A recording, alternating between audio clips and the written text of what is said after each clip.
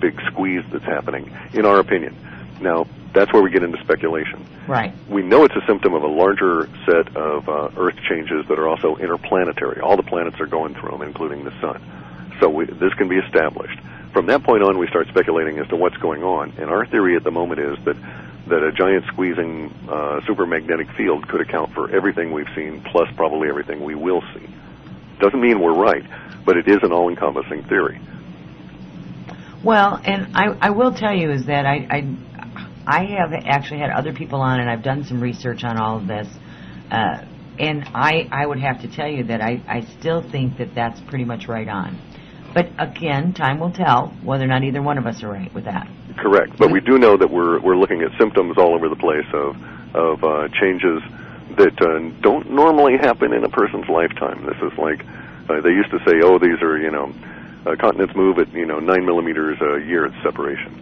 And no, guys, it doesn't really work that way. You took that distance and divided it by the number of years that it theoretically took to happen, but most of it occurred in 1 week in the middle of 1 year. Right. Somebody's wanting to know, in regards to this new land, is it new land or is it the older Atlantean land rising up again? No, we don't have anything that would suggest that there is in any way a resurrection of any kind of old Atlantis thing, and that would actually appear, okay, so our data would not support that idea. Sure. And then the rational mind says to us that the Earth is actually made up of large clumps of rocks that just briefly cohabit with each other, and we call these continents. And the rocks, when they shift, don't even necessarily shift up and down evenly across a continent or anything, so there's absolutely no reason to expect any kind of wholesale reemergence of sunken continents. Right. Interesting. Okay. And in fact, it's amazing how fragile and how strange the planet really is when you start looking at it in that direction. And that is to say that the large rocks can just shift rather independently. Sure. And we have previous example of that where in South America, the area of what's currently the Andes just rose up. And we think it took as little as 72 hours for the majority of the 11,000-foot rise to occur. Wow. That's, yes, that was rather a shock to the people that were living there at the time, and it apparently killed about half the population as their buildings fell on them. That's crazy. Yeah. 72 hours. That's just a blink of an eye when you think about it. Correct.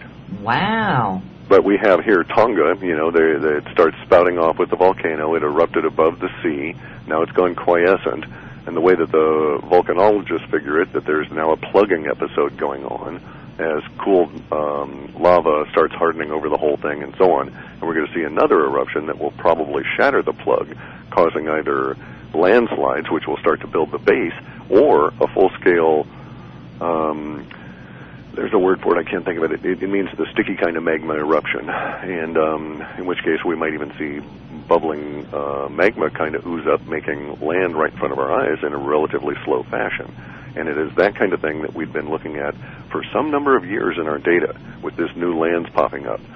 And it's not a whole continent rising up and then all the water draining off. I wish it was. Then we'd find out all that neat stuff that's buried at the bottom of the ocean. I'd love it, yeah. But probably it's much more likely the ring of fire separates and we get a very large addition to the continents, probably, from the way we're looking at it, along the southern, the bottom of the cup, so to speak. If you looked at the ring of fire as a cup with the North Pole at the top, the bottom of the cup is going to get a new layer of land in there, probably, and it may extend all the way up through the western side of South America and up Baja. Who knows how far it's going to run, right, and over what course of time, but it's going to be significant enough to alter ocean currents, which are going to cause even further changes to the weather.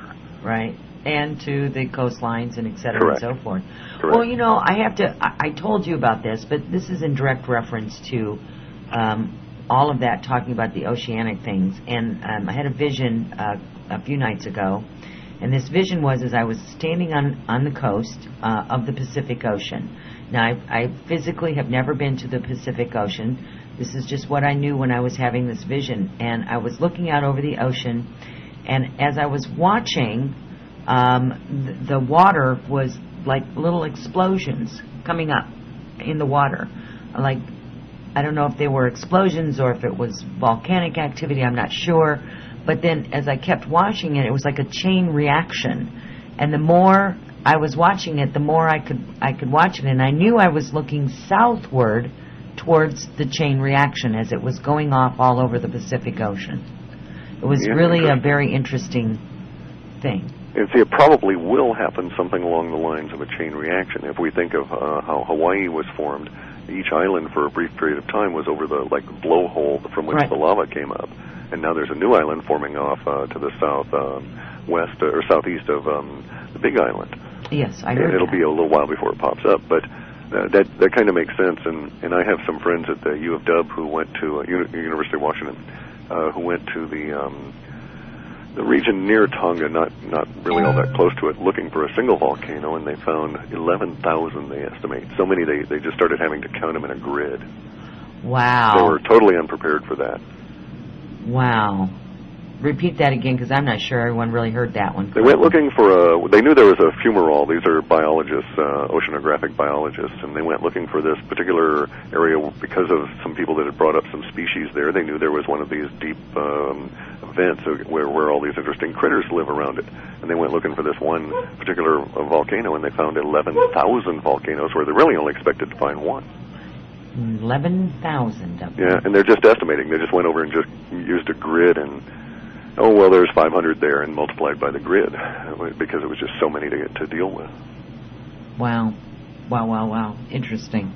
Let's complete the conversation about anything in the oceanic, if that's what you want to talk about. Yeah, we might as well just tie that back into the rest of it because it's a temporal marker. The individual items within the phenomena that we call the global coastal phenomena were collectively taken as a temporal marker for other changes that will be apparent as we go forward. It's quite obvious that the level of changes on the planet are going to be severe and are going to impact our species at a global level in rather dire circumstances. But any individual person, it's going to be basically where you're at and when, and how good your karma is at that particular time as to whether or not you're going to be hit by this. We suspect that things like storm sizes are going to increase, but they're going to be weird because, and this is related to the global coastal phenomenon, because there's so much more moisture in the air because of the carbon dioxide level changes within the atmosphere as well as extra solar radiation and so on and so on. It all aggregates together. Sure. So it now becomes almost, as we move forward, and that's why we started putting in more detail, starting to become very difficult to discuss one level of it without going into all of the others. Sure. And it's just a subset, but it's the background against which all of the human drama is going to play out over the next few years. All right. And I say, other than that, the previous reports, one of the things we wanted to point out was that we were going to have a transformation this year relative to the changes on the planet, and that we would finally have levels of undeniability. And we sort of missed it because Obama used the word unequivocal. In other words, it is quite clear that we have Earth changes now relative to climate change. And this undeniability is going to sink in a serious way as we go forward this year. So much so in terms of earthquakes and volcanoes and so on, that it just became pointless for us to start detailing any of them, even the more catastrophic ones, just because there's going to be that much activity. Okay. And that pretty much finishes it for the Terra entity. All right. Well, I think the one thing that I did want to kind of wrap up this whole oceanic thing, the Terra thing, is that these ocean system changes, these Earth changes that are relative to the oceans, is going to affect everyone globally.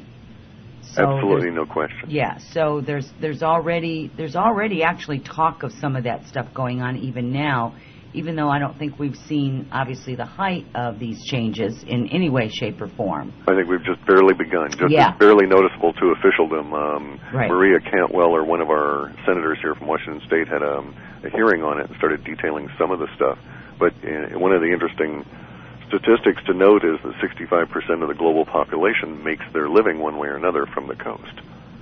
Interesting. I didn't know the numbers were that high. Yeah.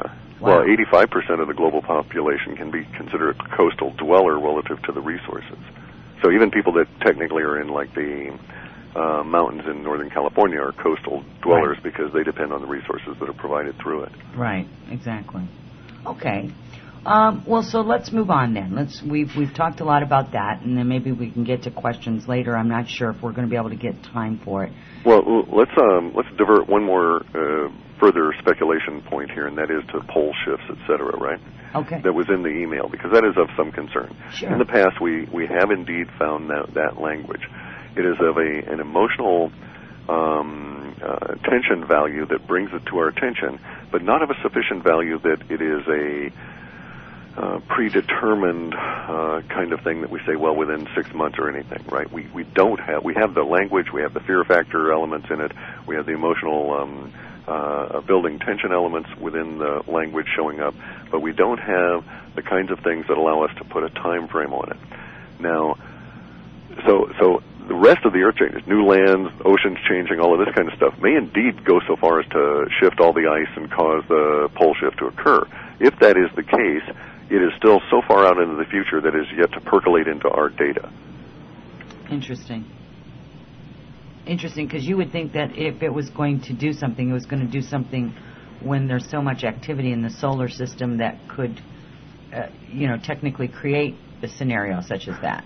Well, there is that, but then if you follow our thinking on this, the big squeeze theory, that the whole solar system is now entering into an area of intense magnetic pressure, and that it's not the magnetosphere of the Earth weakening so much as it is being overpowered by a greater magnetic ambient background kind of thing. If you followed that and allowed that as a theory, it would kind of make sense that such major changes would be sometime off, because it's a 20-year process for our solar system to transit the ecliptic of the Milky Way galaxy, and the alignment that we're having on 2012 merely is a temporal marker, is a astrological marker for about a halfway point. Right. So 10 years into it, you're being squeezed, and then as you come out, a lot of the squeezing effects, for instance, may be causing the extra level of heat in the planet, which is going to melt all of the ice, and it's all going to be sort of contained to a certain extent by the magnetic fields that are being exerted on us.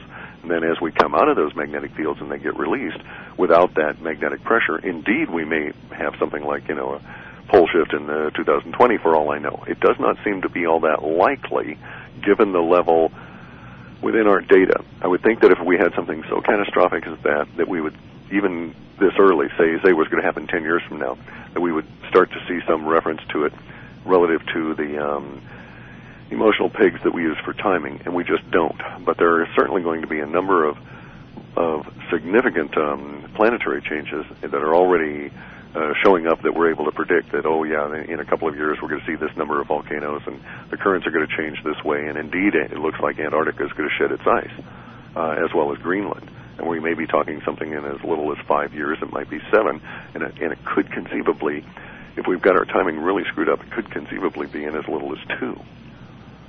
Interesting. And of course that changes it changes the whole map, so to speak.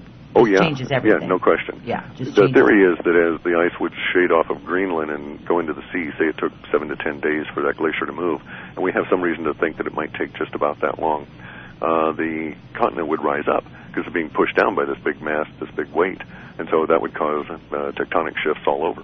Right, exactly. Interesting. Okay, so let's go on from there. Okay. Lots of stuff there. Just I'm overloaded with. I know. We just don't have enough time to go into in real detail in any of it. No. Maybe we can just concentrate on those areas that are showing up most in the questions and. Okay, that sounds great. Plow around in there. I did want to have you talk a little bit more about the market economics and the wave dynamics. Just briefly go through that, because obviously people are interested in that as well. And then I really wanted to get into the other aspect, because the whole, when we talk about Earth changes, it's going to affect humanity on much more concentrated and deep levels than just what we've just spoken about so briefly.